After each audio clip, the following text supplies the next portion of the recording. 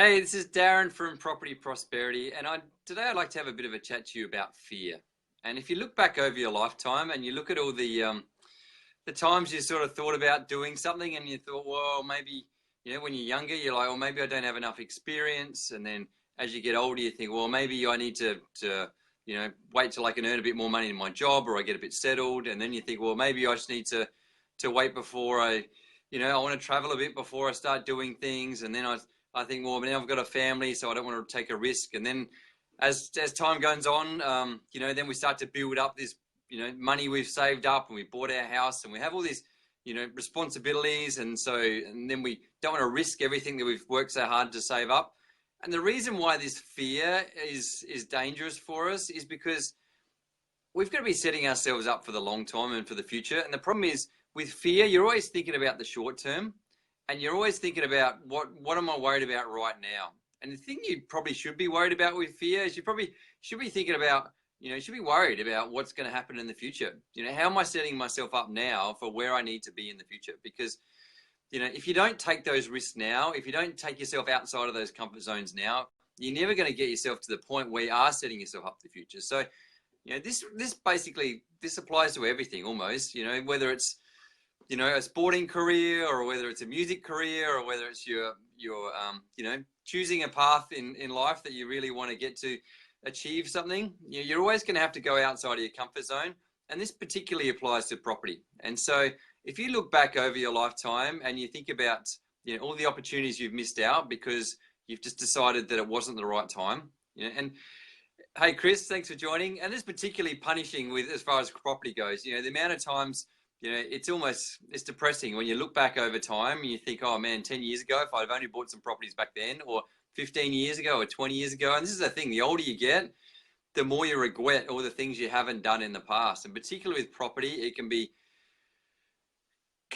particularly punishing, because you look back thinking, man, if I've only, at the time, you're like, oh, everything's expensive. I'm not really sure what the market's going to do. Maybe I don't have enough experience. Maybe I don't have enough capital. And so you decide, well, maybe I'll just hold off for a little bit longer. And then 10 years down the track, you look back and you think, man, if I only bought 10 of those properties, how much would a difference would have that made in our life? And you look 20 years down the track and you think, man, if I only bought those properties back then as I did now, how much of a difference would that made to my life? And the crazy thing is we're always got these same, although we look back in the past thinking, oh, if I'd only done something, we still look at the present and we say, oh, no, but I can't do it right now because I've missed my chance.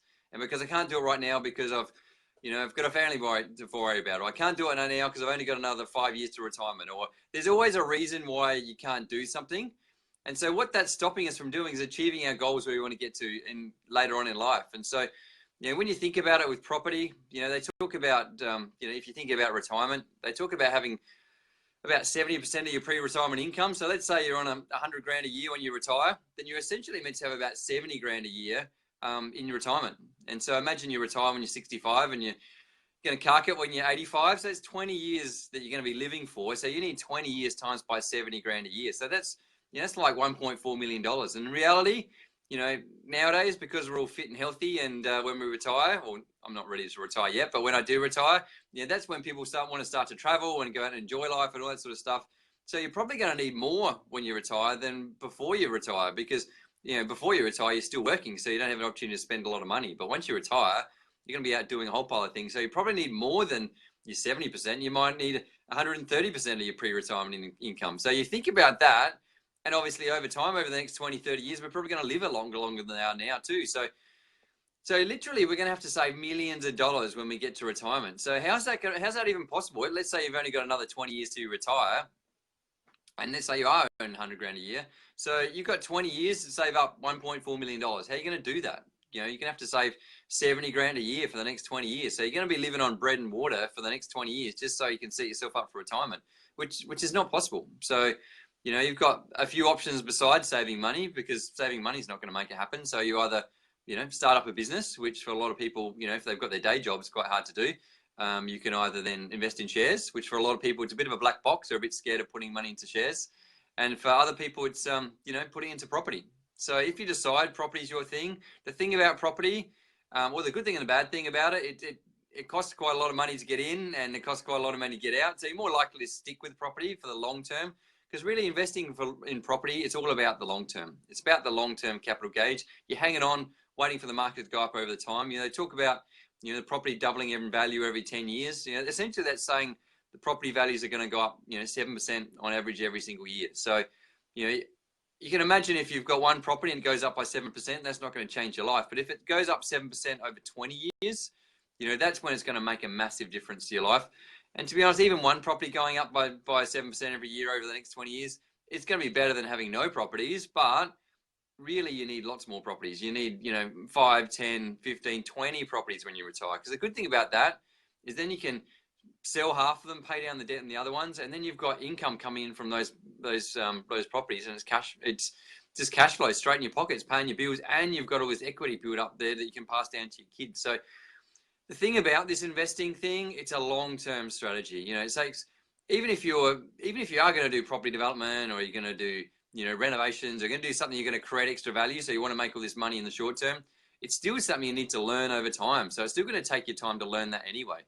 And then if you think about buy and hold strategy, it's a long-term strategy too, that you have to sit and wait for the market to go up, and it just takes a long time. So the key with property is the longer you're in there, the better returns you're going to get, and the better you're going to be off overall. So if you rely on fear to hold you back, what that's going to do is stop you doing anything. And so, you know, the key to property is time in the market. It's not about timing the market, it's about time in the market. So if that's the key, you got to get in the market, and you just got to hang on for the long term. And so by letting your fear hold you back and stop you from investing, or stop you from trying to achieve what you need to achieve, you're going to look back, getting ready for your retirement, you're going to look back thinking, look at that wasted opportunity that I've missed out on. Look how much money I've missed out on. Look at the stability I missed out on. And the reason I've missed out on that future stability I could have had in retirement was because I was worried about losing what I had right now.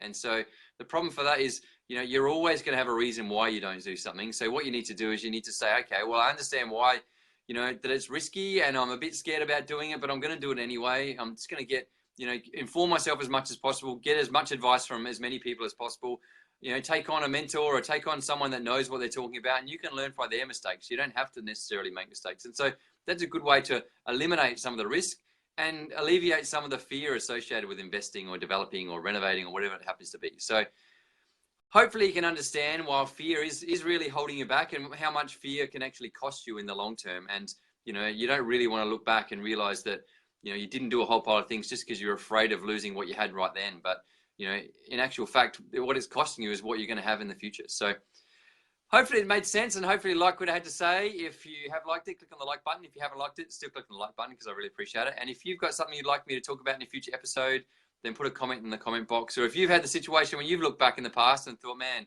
if only I bought some extra properties back then, how much of a difference it would have changed in my life, then yeah, I'd love to hear about it. So thanks, guys, and I look forward to catching up with you next time.